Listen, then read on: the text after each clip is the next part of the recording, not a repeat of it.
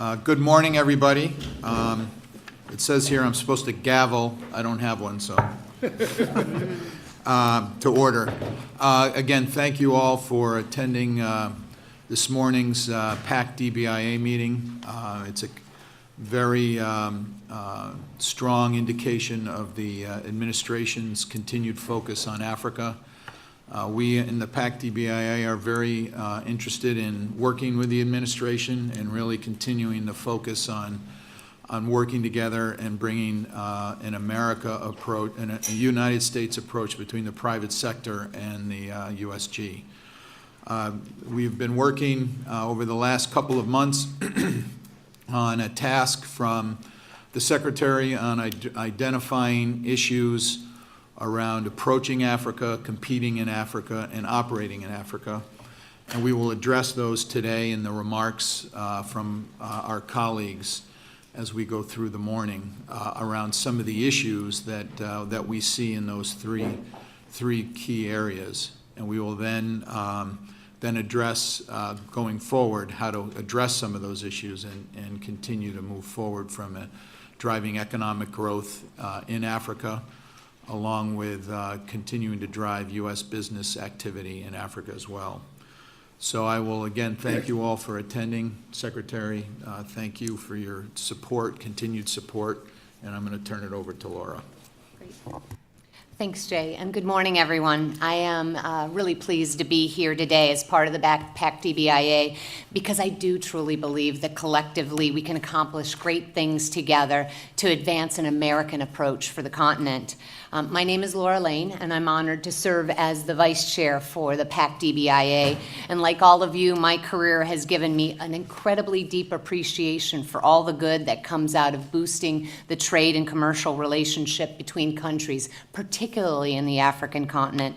And in this case, we're focused on the sub-Saharan Africa with all of the diversity of opportunities and challenges that exist in the markets that brings opportunities for American companies, but requires that partnership with government to really realize those opportunities. So we have an incredibly esteemed group of public and private sector representatives coming together today under your leadership, Mr. Secretary, to find the solutions and mutually beneficial opportunities for growth. So I look forward to reviewing the report with everyone this morning, but let me turn it back over to you, Mr. Secretary. Well, good morning, and thank you, Jay and Laura, for your leadership on this council, and I thank all of the members of the council for your ongoing work. And finally, I thank the National Security Council for graciously hosting this meeting. That's their fourth time doing so during the 3 years that the PAC DBIA has been in existence. I'm pleased to finally meet the PAC DBIA in person. It has been 3 months since we all met by phone, and I pose to you on behalf of the President a set of tasks intended to channel your varied experiences. I asked you to make recommendations that would inform U.S. government strategies to help make American companies pursue, win, and execute business opportunities in Africa. Specifically, I asked, 1, what are the 3 biggest factors that keep American companies from approaching African markets? 2, what are the biggest obstacles to the success of American companies already competing in Africa?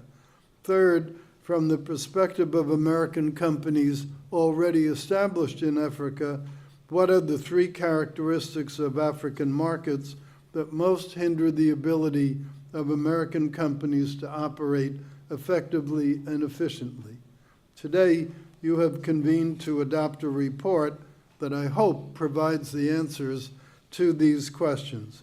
We'll be discussing each of the 9 issues in the report in some detail, which means we have quite a bit of business to do today.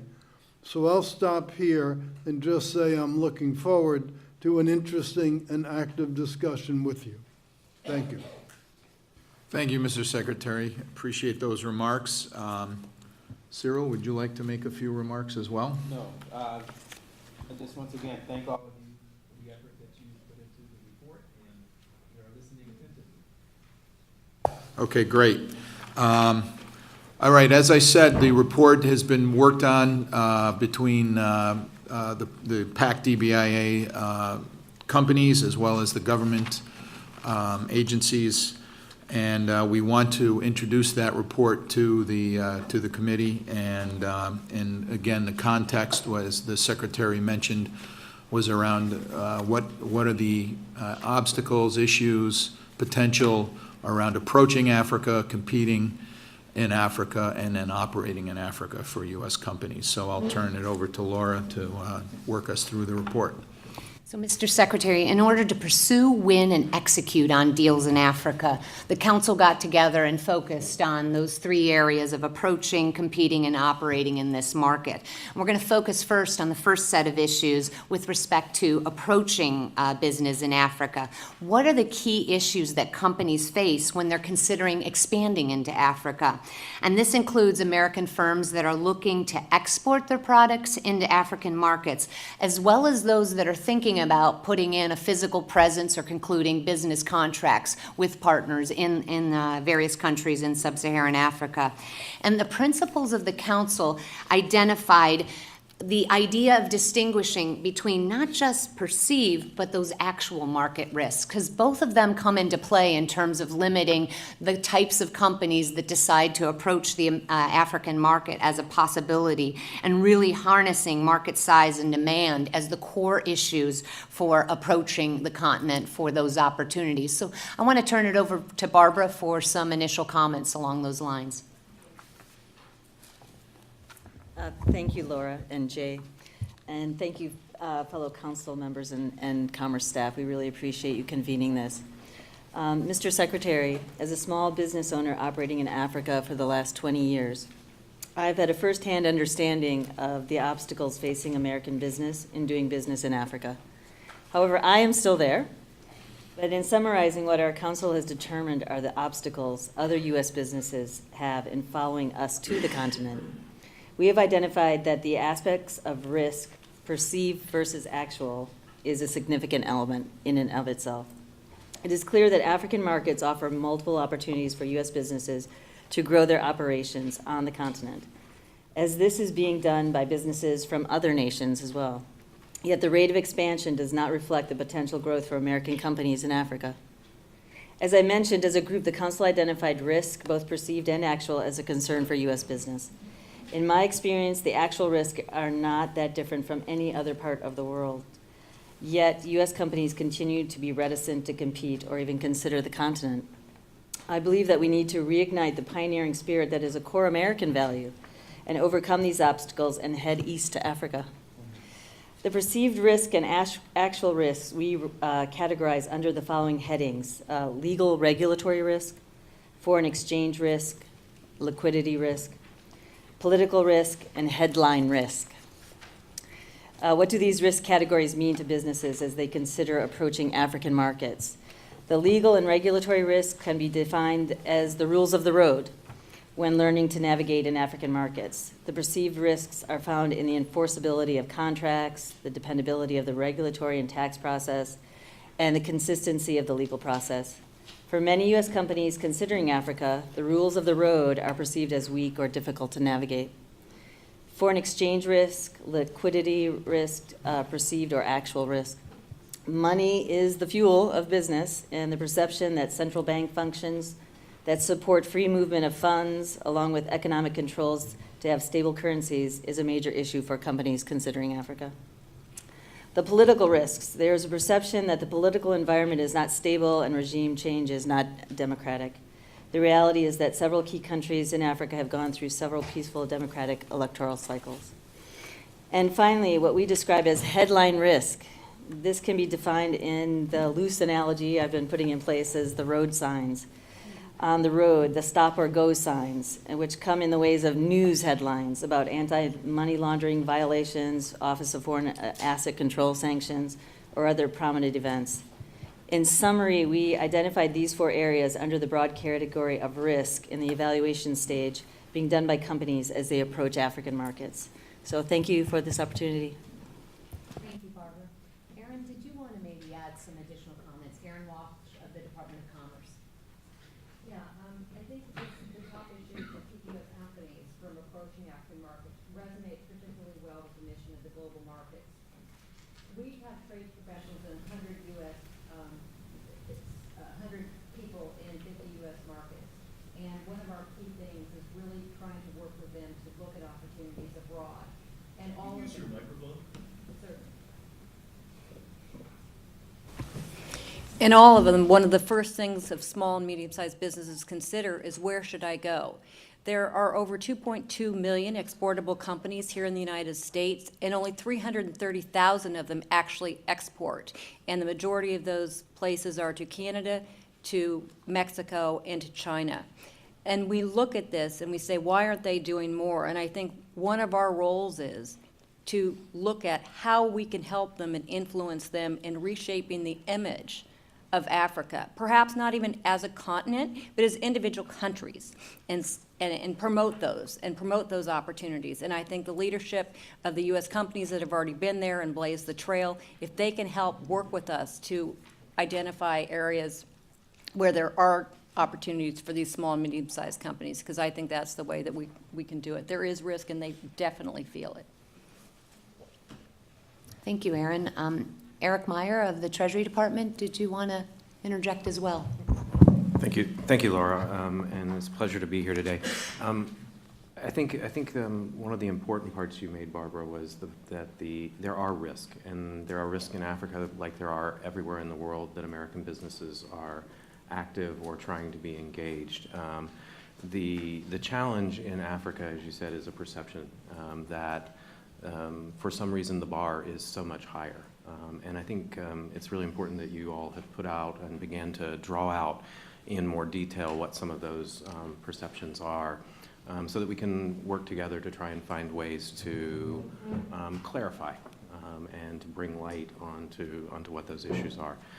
So I think it's really important that you've highlighted some of these. I think legal and regulatory risk is one that we hear very frequently when we are meeting with American companies that are either interested in or actually active on the continent, and I think that's really important. I think I can just be brief right now, as we're going to talk a little bit later on about some of the foreign exchange and liquidity risk issues, so I don't need to go into that a whole lot more. I did think it was interesting in your headline risk that you all highlighted things like anti-money laundering violations and U.S. sanctions, and I think that points to it points to a real risk, but it's a real risk that's everywhere. And I think from our experience, I wouldn't say that the use of sanctions or the violations that we've seen are disproportionately in Africa. So I think that is an area where we need to try and get some clarity. But you do point out an issue which is, for us, a macroeconomic fundamental issue, which is that countries across the continent need to be investing in their legal and regulatory regimes so that they are able to operate at the highest standards. Thank you. We can open the floor for any additional comments that anyone might have. Otherwise, let me recognize Fred Sisson to present on underdeveloped capital markets and some of the challenges that presents for approaching the continent. Thank you, Laura. And thank you, Mr. Secretary, for having us. Capital markets provide a conduit for private sector funds to flow through to African projects. What we've seen is a good scenario. Africa growth has really now started outpacing the ability of public sector funds to keep up with the growth. But capital markets, the investments present a substantial opportunity to U.S. businesses to provide goods and services to African customers.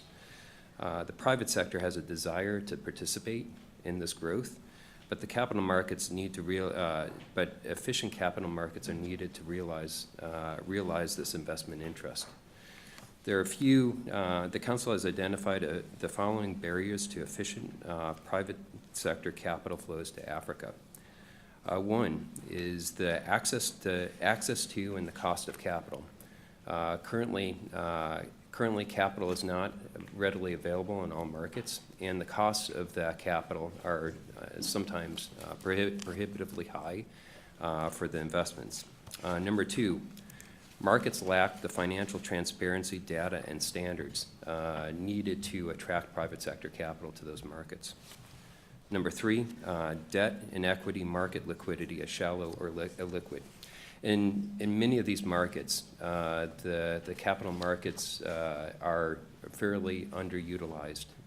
They don't have a lot of external participation, and that doesn't create the momentum that are needed to finance the projects that are happening within those markets. Number 4, basic financial infrastructure such as telecommunications and internet is missing or needs improvement in many of these areas.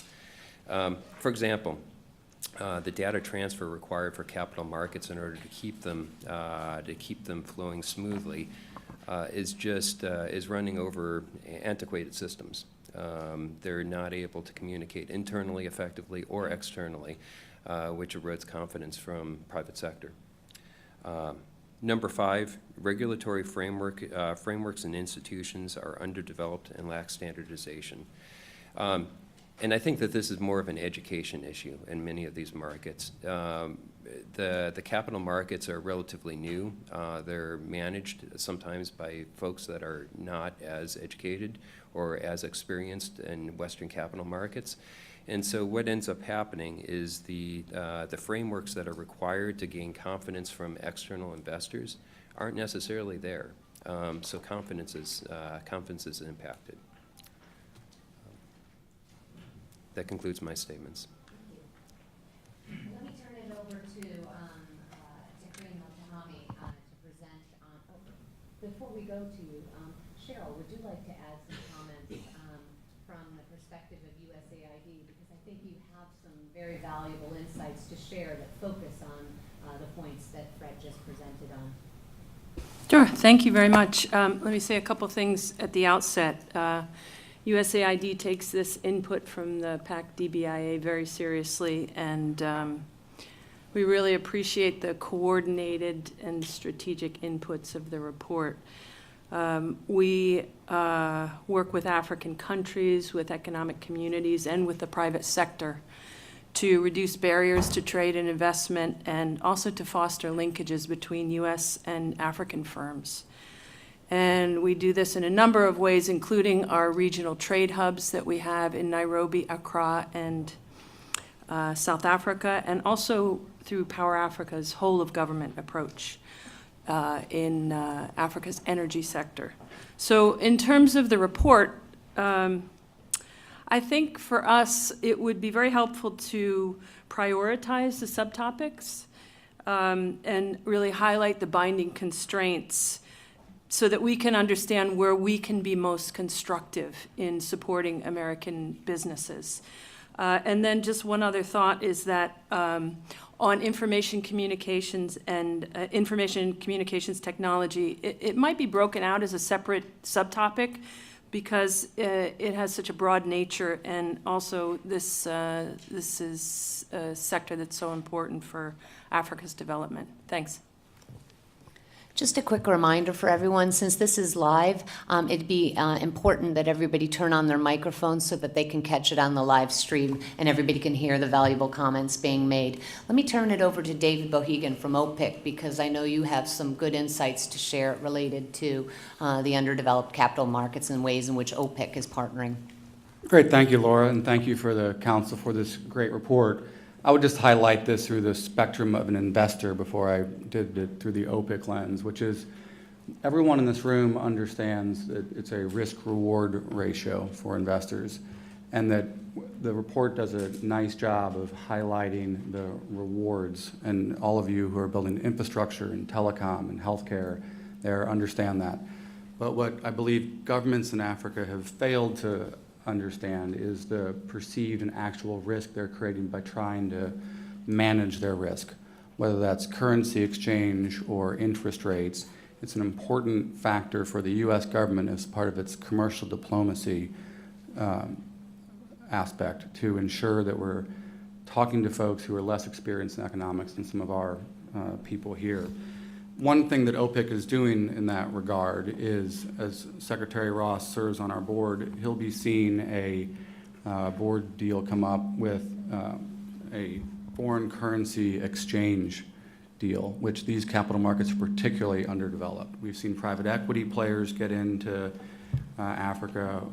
The depth of the capital markets aren't there, and in particular, it's stunning to me to find that you can't find the sort of 5 or 10 or 20-year tenor that you might need in local currency exchange, which typically falls on the most vulnerable.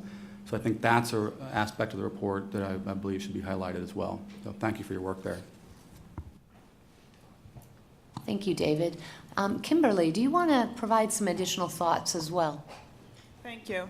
So my company, Amethyst Technologies, is a small business. We represent a U.S. pharmaceutical company who manufactures TheraWorks in Asheville, North Carolina, and we distribute their product in Ghana. The advantages they had in Ghana were approval in the FDA there took about 3 months and cost less than $10,000. The challenges we have as a small business are access to capital. 90-plus days for payment, if we're lucky in many cases, and we have to pay 13 to 15% interest rates for a line of credit. So if there are programs that are right-sized for small businesses that can provide access to capital at a low cost, also programs that don't require significant time to implement, that would be very beneficial for small businesses and all businesses in Africa. Thank you. Any other comments that anyone would like to add?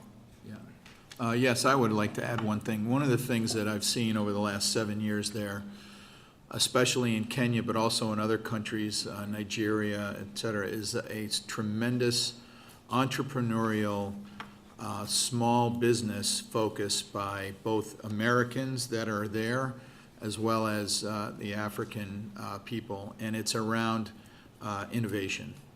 They are solving problems. They've got tremendous capability and developing tremendous solutions, especially solar home systems, et cetera.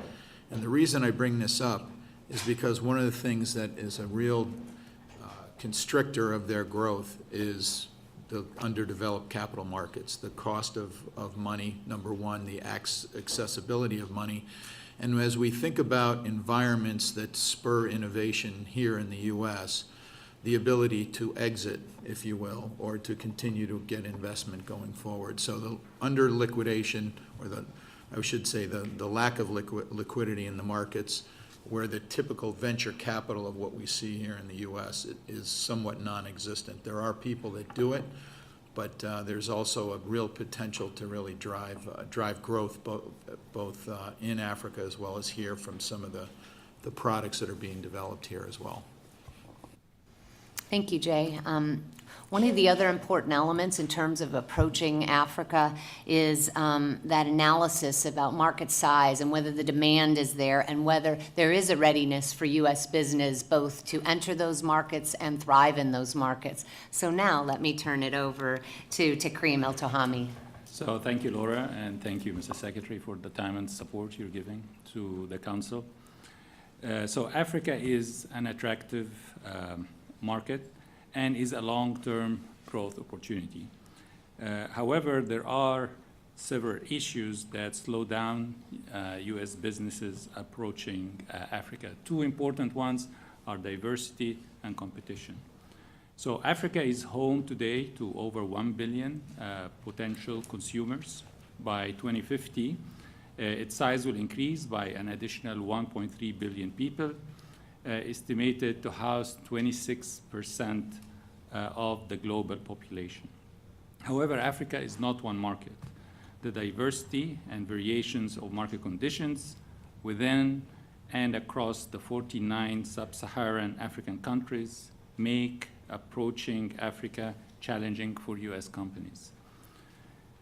One solution often does not fit every country's needs and conditions. Scaling business is hard, and smaller market size often equates to smaller deal sizes, which stresses the business model of some larger U.S. companies. Also, small and medium U.S. businesses are challenged to to assess and navigate the size dynamics due in part to lack of skilled market research firms who can advise on market preference and tailoring products to a market, and the expense of doing so for each potential market they are exploring for entry. Now, on the side of competition, some U.S. companies are supporting better health and disease prevention initiatives, IT enablement, ecosystem development, education, and skills development, and more to increase market size within countries. For example, earlier this year, the IBM CEO announced the Digital Nation Africa Initiative, which will support 25 million African youth with access to free skills development programs around much needed technology skills like digital, cognitive, cloud, application development, data analytics, and entrepreneurship. Historically, companies that have helped countries in this manner have benefited from a spillover effect of larger market size, goodwill, and demand for their companies' products and services. Today, such U.S. company investment spillover is being diluted by increased competition in corporate social responsibility, especially from companies in China and India, whose corporate and service and social responsibility programs were nascent or non-existent just a decade ago.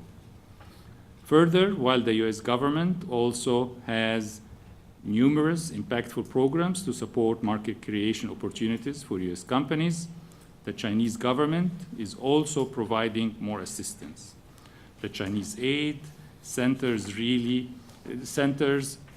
the Chinese aid centers rely heavily on concessional and semi-concessional loans for infrastructure and export credits, but support for their social development projects are on the rise. So, as more nations join the U.S. in market creation efforts across the African continent, the corresponding awareness, demand, and goodwill for products and services could likely migrate away from the U.S. toward the newly engaged nations.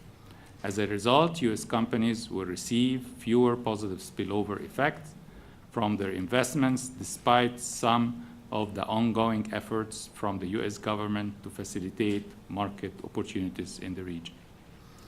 So the size and spillover market dynamics dissuade U.S. companies from approaching and growing their presence in Africa. Mr. Secretary, in your current role, you have a lot of opportunities to advance these initiatives, but you've also got tremendous business experience. Could we get your thoughts on approaching Africa and some of the opportunities and challenges there? One of the topics that intrigues me is how can the business community, or how can we in U.S. government facilitate the kind of market integration, market coordination that would help overcome the scale problem? What are the real reasons why there aren't free trade agreements that are better? Why are there differences in customs procedures, non-tariff trade barriers, and how can we deal with those? Because a lot of the issues you're raising are issues of a lack of homogeneity in practices among them, it seems to me. So has anybody given real thought to what mechanism there is, or what series of strategies we could apply to try to deal with that issue? I'm going to offer some thoughts at the end, but David. I'd like not just to understand the problems, but have a path towards solutions. David, do you want to interject? Sure. On the demand side, I'm not going to recite to you the demographics and, the markets that are being developed. But I think we take for granted in a country where the Commerce Department developed the notion of GDP, the fact that these signals are harder to come by. and not necessarily just at a Pan-African context, but on a country-by-country basis, it's harder for companies to know where the real prospects are. I think as we view it from an OPIC perspective, those are primarily around the commodity space, where we need to ensure there's the infrastructure there, both roads and telecom and other ways of being able to move goods up the value chain, to be able to co-locate on processing facilities and truly move goods and services across markets. And OPIC stands ready to help with project finance, with political risk insurance, as well as support for private equity funds. And I also want to echo Takreem's point on the competition that's going on in Africa right now on a geopolitical basis. As the President said recently on his Asian trip, we need to ensure that Eurasia remains open and free to U.S. goods and services. I think the same thing is true of Africa. The competition that's going on there is about American prosperity, but it's also about American security. So I'd encourage companies to seek out opportunities that promote both of those as well. Thank you, Lauren. Thank you for this committee, for this report. It's very helpful to kind of get the industry's view. I think there's real opportunity here. I think, having spent the last 20 years working in Africa, I recognize firsthand the competition that this report talks about. And it's an area that USTDA and Commerce have worked well together in the past, is picking some priority countries and figuring out, looking around the table here, the different government agencies, the private companies that are investing in these companies. Our competitors are going in as a monolithic, here's what we are providing. And we are going kind of in a fragmented approach. And I think USTDA and Commerce have been successful in China and India making the case of here's the US presence. And I think that the PAC-DBI has a real opportunity to come together, pick some priority markets, and make the case of here's what the US government, here's what the private sector is bringing. So we start to overcome this competition issue of China's doing this, but the US is doing this, this, and this. Because I think there's some real benefits we can gain if we work together through this PAC-DBI initiative to create a single message of what is the commitment to African countries. So we're seen as a more monolithic US approach. Thank you. Mr. Secretary, I want to answer your question directly. Why is there not free trade occurring? Why is it not happening in these regional pockets? UPS as a company, we operate in 220 countries and territories. We cross borders every day. We operate in 51 of the 54 countries in sub-Saharan Africa. And you know what? A lot stops at the borders. The border processes are one of the biggest impediments to trade, because the reality is those processes involve a lot of delays. They involve outdated procedures. Nothing is really done electronically, which allows for efficiency and security screening and the kind of movement of goods across borders that I would say, take for granted in more developed countries. And the reality is we have an agreement that has already been agreed on by a vast majority of the members of the World Trade Organization, the Trade Facilitation Agreement. And that agreement represents that foundation from which we can build more trade opportunities. If we can work with the countries in partnership with the World Customs Organization, the World Bank, the World Economic Forum, as well as companies like UPS, IBM, and many others in the room here that are working in partnership to help these countries improve their border processes, I believe that once you transform those processes, you allowed more trade to happen. Because one of the challenges that exists is in those processes, there's so much corruption and bribery at those borders. There's a lot of security risks that occur there. If we can turn those processes electronic, bitstreams don't ask for bribes. We can move goods across borders, and you know what? That takes the risk out of the supply chains, and those supply chains then can create more opportunities for American goods to go into these markets and create new manufacturing opportunities and grow with them. And that's fundamental. So start there and drive that process. That would be something meaningful. Now, are the governments aware of that problem, and do they care about it? It's mixed. So we've got some countries that are willing to work in partnership, and that's why the prioritization that I know the NSC wants to give to a handful of countries that this government works with, let's make them the pilots, and in many ways, those positive examples of when you create the right customs processes, you create a lot more economic opportunity, and that's... Are there obvious candidates to be the test cases? There's a number of countries that are already in the pipeline. Morocco, I know, is one of them that has been working in partnership. We have activities underway in Kenya. There's a number of others that have indicated an interest in working in partnership. We can follow up with a specific list, but if there's countries that are willing to address those border processes, they represent a good ally for us in terms of addressing some of the challenges that keep American companies from exporting and growing in those markets. So we can get you a more detailed list. Okay, because that might help as a shopping list for the trip we're planning in 2018. Because I think to make that trip worthwhile, we really need to have specific agendas, specific targets, specific things that we want to get done. Because at the 40,000-foot level, we can go on forever.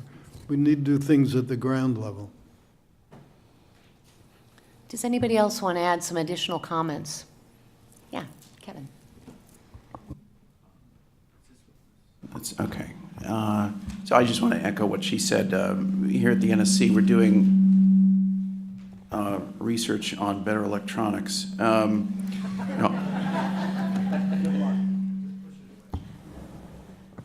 I can yell. I'm from a big family. So the connectivity issue is huge.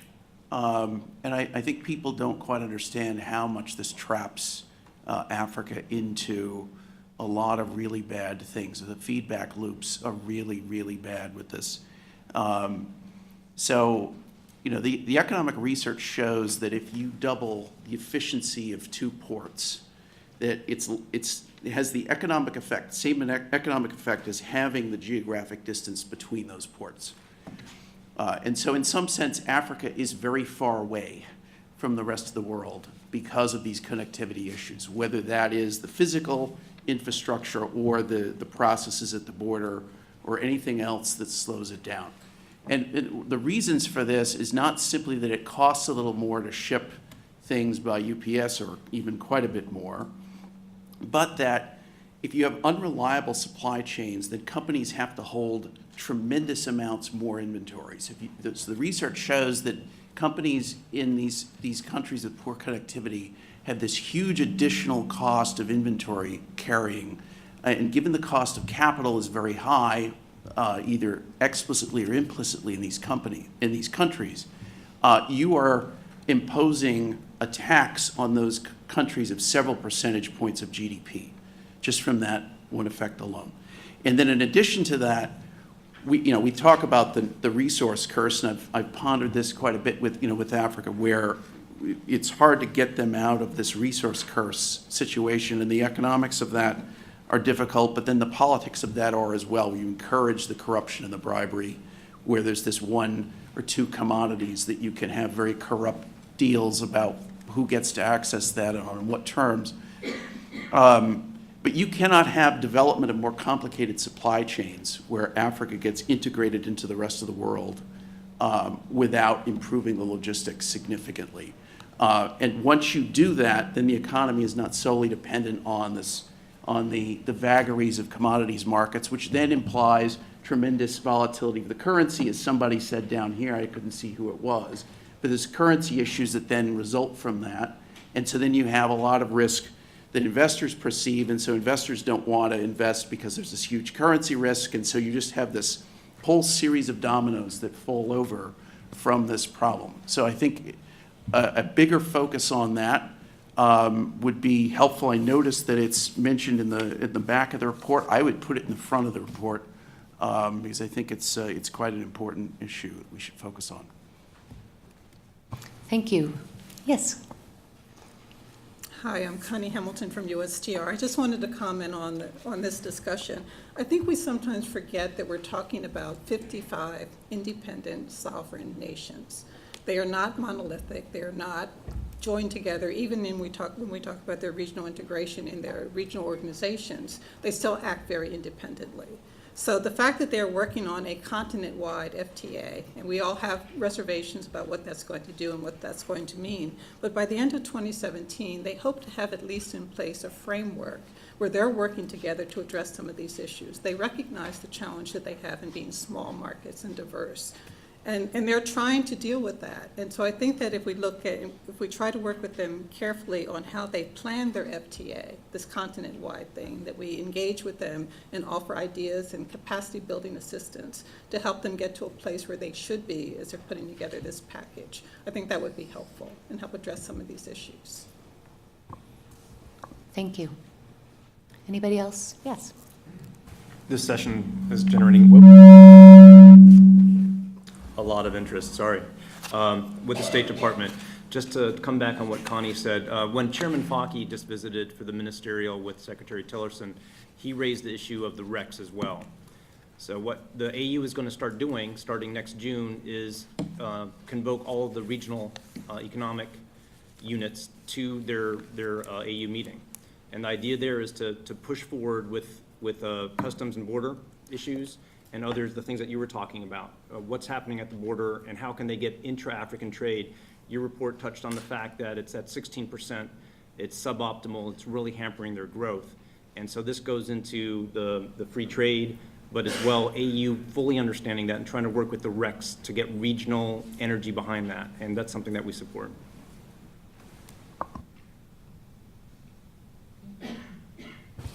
Any other additional comments? I think it's a good time to move on to the next section, focusing on competing in the African market. And here the Council explored the biggest issues that come into play in terms of ensuring a level playing field for American businesses as they grow and expand across the continent.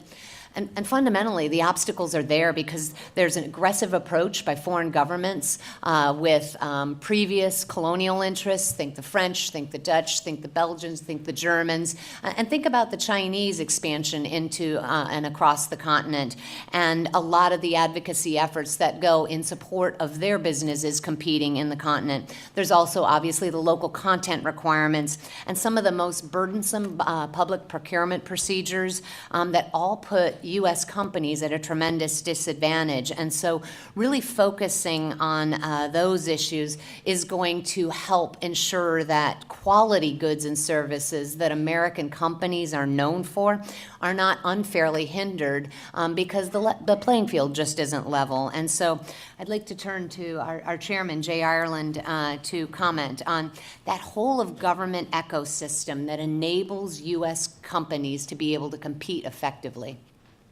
Okay, thanks, Laura. When you look at the whole of government approach, we see many other governments from around the world in Africa competing in a way that we do not.